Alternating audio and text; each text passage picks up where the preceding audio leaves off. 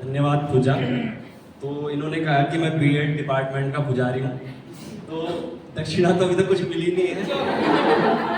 आर्थिक रूप से वैसे आशीर्वाद के रूप में तो हर दिन मिलती है, पर अर्थ के रूप में मिलेगी तो आपके वचन सत्य होंगे। टैलेंट की कमी नहीं है भारत की सड़कों पर, दुनिया बदल देंगे, भरोसा करो इन लड़कों पर।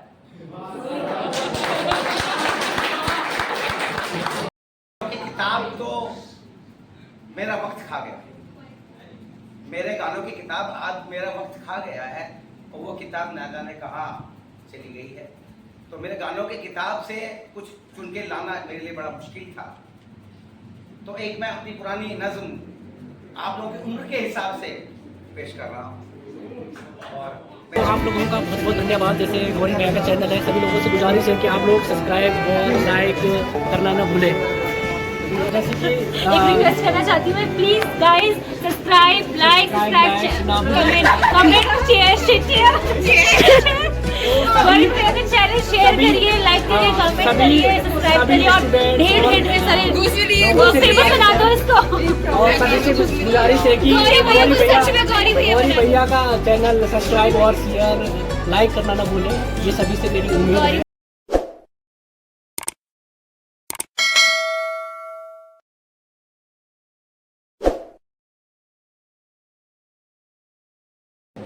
जितनी प्रैक्टिस कर लो आप अपने आप के साथ, पर एक बार जैसे स्टेज पर बैठकर थोड़ी बहुत नर्वसनेस तो होती है, तो लग रही होगी चेहरे पे, तो माफ करना।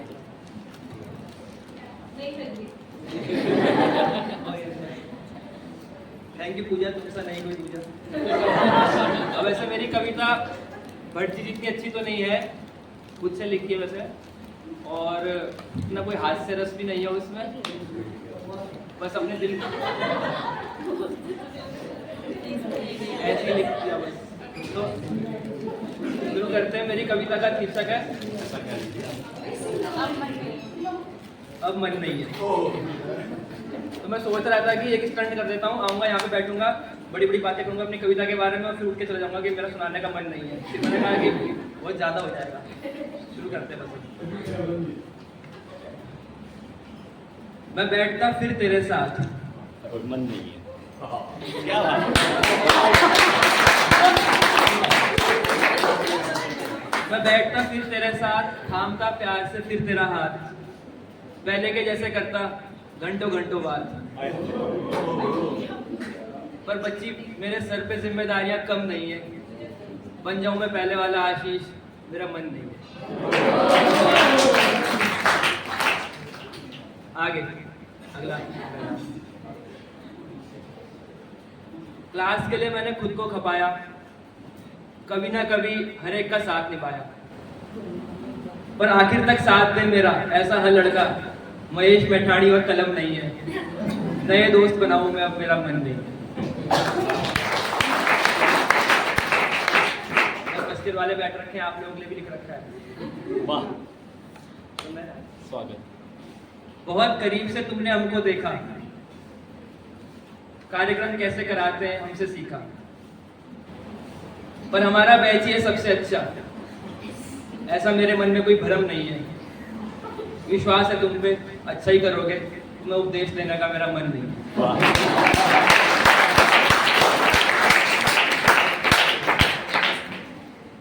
अब आगे बढ़ते हैं। वैसे तो बहुत कुछ है कहने को, शब्द तैयार है भावनाओं के साथ बहने को,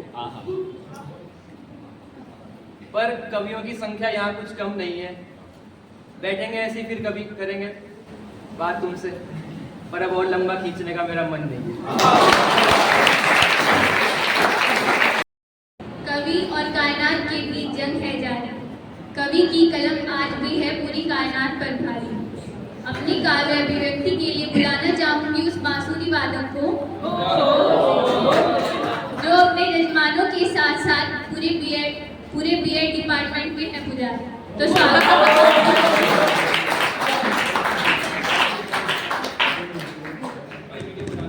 चालू कर क्या फोटो।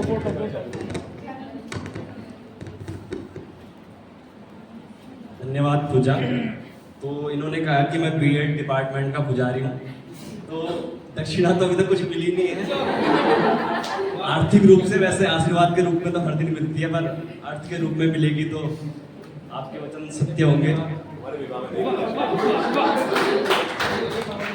तो बहुत शानदार आप पढ़ रहे हैं।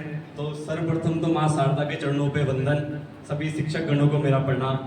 और एक बात आपके सामने कहूँगा कि हिंदी साहित्य के 3 सबसे बड़े दुख हैं, जिन तीनों दुख से लगभग हर कोई गुजरता है जो लिखता है। तो पहला सबसे बड़ा दुख कि जिसके लिए हम लिखते हैं उस तक वो बात पहुँचती नहीं।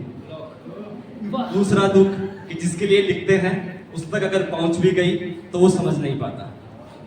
और तीसरा सबसे बड़ा दुख कि जिसके लिए लिखा गया उस तक अगर पहुँच भी गया तो वो समझ नहीं पाता। और एक आखिरी दुख कि जिसके लिए लिखा भी गया, उसके पास पहुंच भी गया और वो समझ भी गया, तो तब ऐसी स्थिति रहती है कि वो कुछ कर नहीं पाता। तो इसी पे लिखा है कि क्या कहना चाहते हो तुम, क्यों कहना चाहते हो तुम, क्या कहना चाहते हो तुम, क्यों कहना चाहते हो तुम, तुम्हें कौन सुनना चाहता है, सुन भी लिया तो कौन समझना चाहता है। क्या कहना चाहते हो तुम, क्यों कहना चाहते हो तुम, तुम्हें कौन समझना चाहता है, और सुन भी लिया तो कौन समझना चाहता है। कितनों से कहोगे, कितनी बार कहोगे, क्यों हर पत्थर पर सर पटकना है तुम्हें, जिन्होंने कभी समझना नहीं क्यों नहीं से कहना है तुम्हें। सुनो अब की बार खुद से कहो, खुद से तुम झूठ नहीं बोल सकते, कुछ छिपा नहीं सकते। जैसी होगी वो बात वो बिल्कुल वैसी समझेगा, तुम्हारी बात का कुछ और मतलब ना निकलेगा। तो सुनो अब की बार खुद से कहो। धन्यवाद।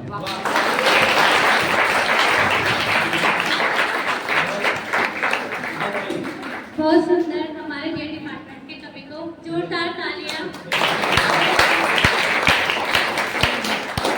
अब मैं मंच पर आमंत्रित करती हूँ उनको जो बड़े नटखट है, इनके तेवर कल्चर फाइल को सजाते हैं ऐसे जैसे वो कोई कीमती जेवर। सब काम के लिए तैयार रहते हैं झटपट, अपनी प्रस्तुति देने आ रहे हैं अमित भट्ट। स्वागत अमित भट्ट का।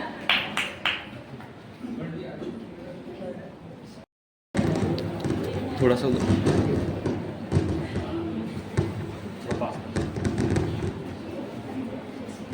हेलो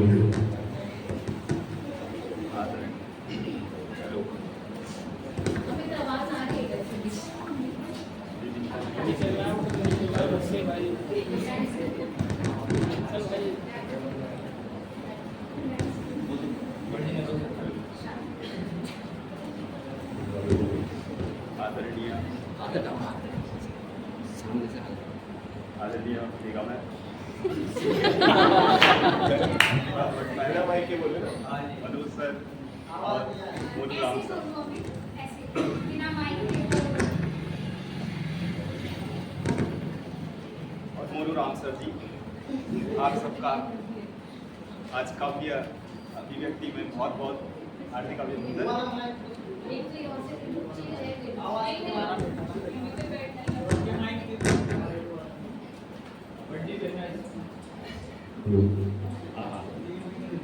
और आप सभी सहपाठियों का इस काव्य अभिव्यक्ति में बहुत बहुत अभिनंदन।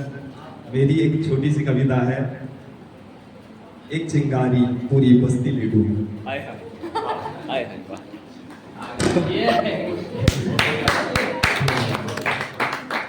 मां शारदे का अभिनंदन करता हूँ और कविता शुरू करता हूँ। क्या बताएं गलती किसकी ले डूबी, एक चिंगारी पूरी बस्ती ले डूबी। क्या बतलाएं गलती किसकी ले डूबी, एक चिंगारी पूरी बस्ती ले डूबी। दरिया को आना था मेरी कश्ती में, दरिया मतलब नदी को, दरिया को आना था मेरी कश्ती में, ख्वाहिश उसकी मेरी कश्ती ले डूबी। और ये देखें कि इश्क हुआ नाकाम तो सबने ये बोला, इश्क हुआ नाकाम तो सबने ये बोला, फिर एक लड़के को एक लड़की ले डूबी। इश्क हुआ नाकाम तो सबने ये बोला, फिर एक लड़के को एक लड़की ले डूबी। और इसका पलट शेर देखिए कि हासिल हो सकते थे एक दूजे को,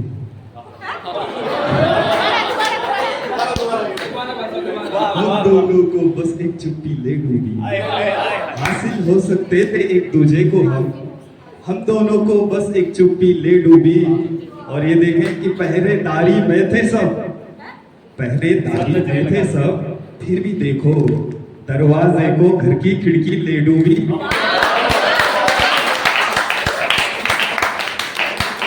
और जब ग्रुप डिस्कशन हो रहा था तो मैं उस समय ग्रुप 3 के पीछे ही बैठा हुआ था, तो वो जो अपना आपस में कम्युनिकेट कर रहे थे तो लिखित माध्यम से कर रहे थे, तो मुझे बहुत अच्छा लगा। तो उसमें मैंने 2 लाइन लिखी है कि मोबाइल में डूबे रहते हैं हम सब, मोबाइल में डूबे रहते हैं हम सब, हमको तुमको यार तरक्की ले डूबी, क्या बदलाएं गलती किसकी ले डूबी, एक चिंगारी पूरी बस्ती ले डूबी। धन्यवाद।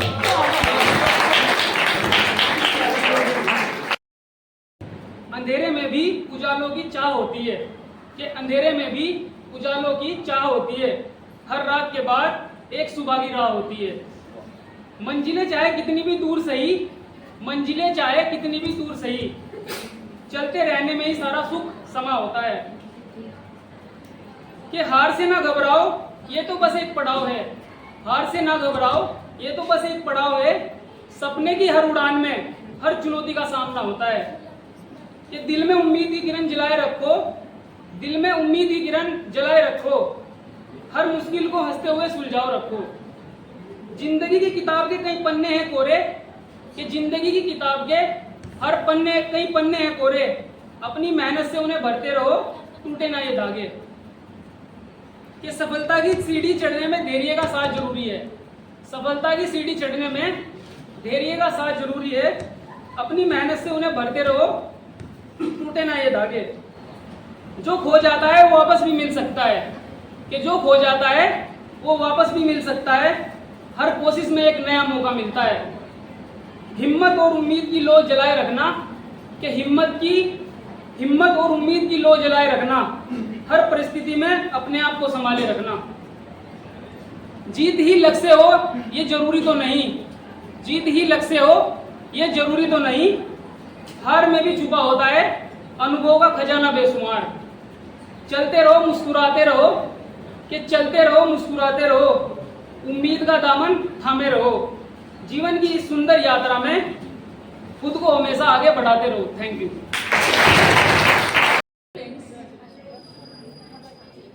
मेरा नाम एकता है और मेरा जो पोयम है उसका टाइटल पानी है,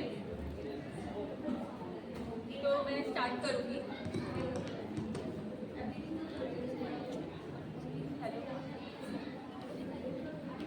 थोड़ा पास से बोलो। हेलो,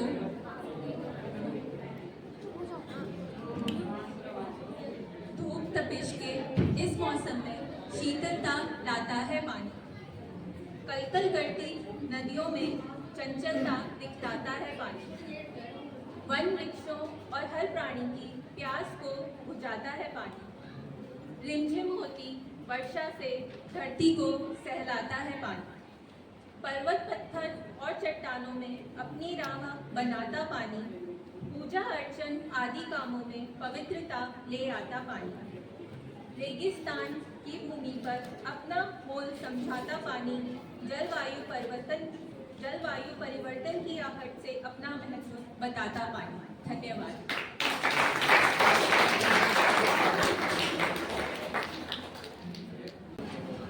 हेलो हेलो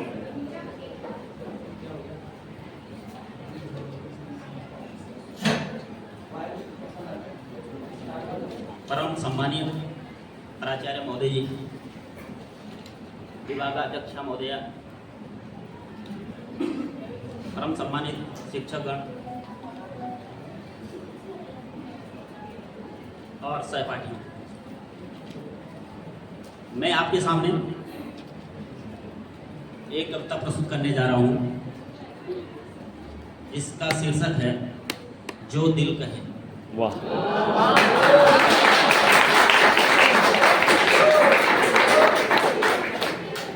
जिंदगी में चाहे कोई साथ दे या न दे, आहा, जिंदगी में कोई चाहे कोई साथ दे या ना दे, मगर चलो उसी राह पर जो दिल कहे। मैं ये दुनिया कहेगी तुम्हें बुरा बोलने को, ये दुनिया कहेगी तुम्हें बुरा बोलने को, मगर हमेशा बोलो वही जो दिल कहे।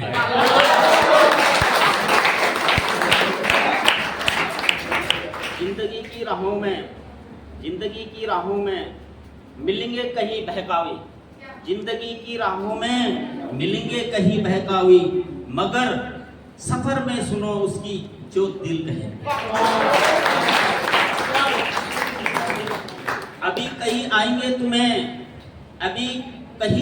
तुम्हें बर्बाद करने वाले, अभी कहीं आएंगे तुम्हें बर्बाद करने वाले, मगर तुम संभलो उससे ही जो दिल कहे। करने के लिए तो बहुत कुछ है जहां में, करने के लिए तो बहुत कुछ है जहां में, मगर तुम हमेशा करो वही जो दिल कहे। धन्यवाद।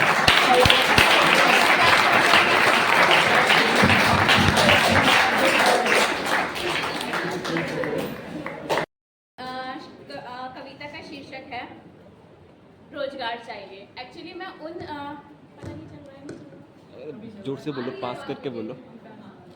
तो ये उन युवाओं के लिए है जो गवर्नमेंट प्रिपरेशन कर रहे हैं, पर कहीं ना कहीं कुछ उनके साथ कह सकते हैं भ्रष्टाचार हो रहा है, या फिर ऐसी सरकार के कुछ घोटाले हैं जिनसे उन्हें जॉब नहीं मिल पा रही है, लेकिन उनका प्रयास हो रहा है। तो अब मैं अपनी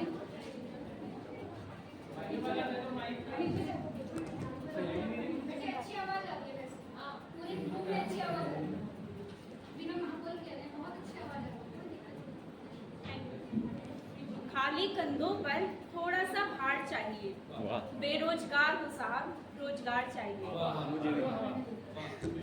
जेब में पैसे नहीं है, डिग्री लिए फिरता हूँ, दिनों दिन अपनी नजरों से गिरता हूँ। कामयाबी के घर में खुले किवाड़ चाहिए, बेरोजगार हो साहब, रोजगार चाहिए। भर्ती निकले तो इम्तिहान नहीं, परीक्षा हो तो परिणाम नहीं, परिणाम निकले तो ज्वाइनिंग का नाम नहीं, आखिर क्यों युवाओं का सम्मान नहीं। टैलेंट की कमी नहीं है भारत की सड़कों पर, दुनिया बदल देंगे, भरोसा करो इन लड़कों पर।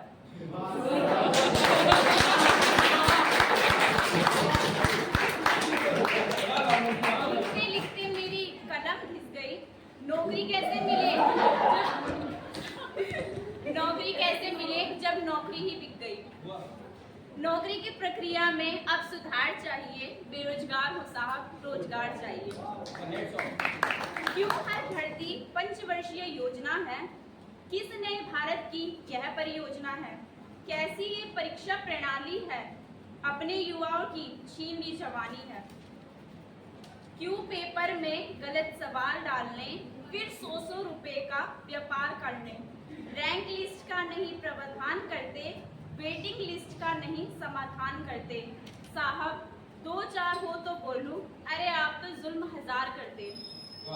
जागो सरकार जागो, बस यही कहना है, 1 वर्ष के भीतर पूरी प्रक्रिया यही करना है। बहाने नहीं, थोड़ी सी खुशियाँ चाहिए, बेरोजगार हो साहब, रोजगार चाहिए। दिन रात बहुत मेहनत करता हूँ, सूखी रोटी खाकर ही चैन से पेट भरता हूँ। भ्रष्टाचार से लोग खूब नौकरी पा रहे हैं, रिश्वत की कमाई खूब मजे से खा रहे हैं। नौकरी पाने के लिए भी यहाँ जुगाड़ चाहिए, बेरोजगार हूँ साहब, रोजगार चाहिए।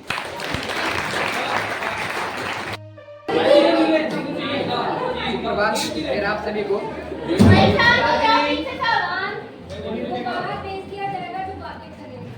मेरी कविता का शीर्षक है मोबाइल फोन।